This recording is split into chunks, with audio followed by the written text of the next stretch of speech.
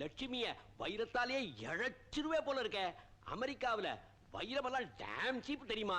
ஹாங்காங்ல இருந்து கப்பல் கப்பலா கொண்டு கொட்டுறான். நம்ம சிவராமனுக்கு கல்யாணங்கிறது தெரிஞ்சிருந்தா நான் கூட 2 படி அள்ளி போட்டு வந்திருப்பேன்.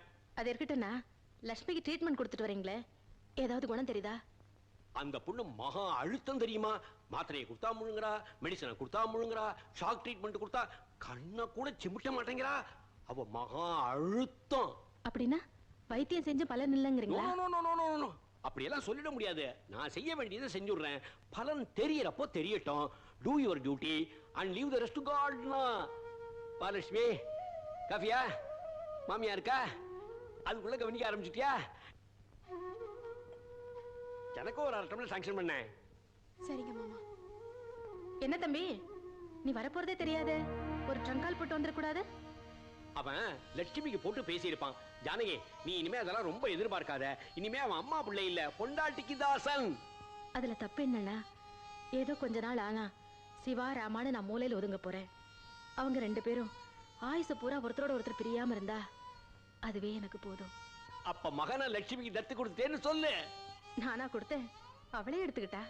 அவங்க 2 பேரும் ஆயுசு பூரா ஒருத்தரோட ஒருத்தர் பிரியாம இருந்தா எனக்கு அதுவே போதும். என்ன லட்சுமி, காபி கொண்டு வரேன்னு சொல்லிட்டு போனேன், அப்படியே நின்னுட்ட.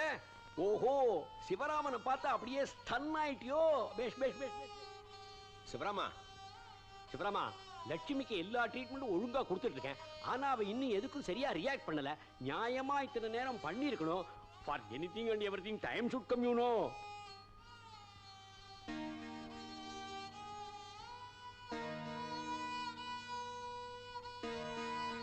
S, the time has come.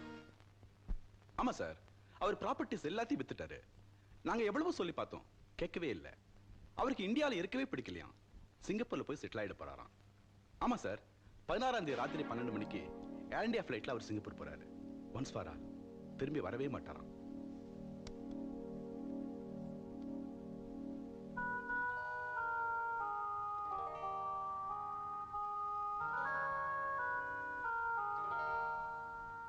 Raghu, எனக்கு வேண்டிய ஃப்ரெண்ட்ஸுக்கெல்லாம் 16ஆம் தேதி நைட் ஒரு டின்னர் கொடுக்கலாம்னு இருக்கேன். Grand dinner. மறுபடியும் என் ஃப்ரெண்ட்ஸ் எல்லாம் நான் சந்திக்க போறனோ இல்லையோ. சார், நீங்க இப்படி பேசினா சென்டிமெண்ட்ஸ் மனசை கொஞ்சம் சலனப்படுத்துது.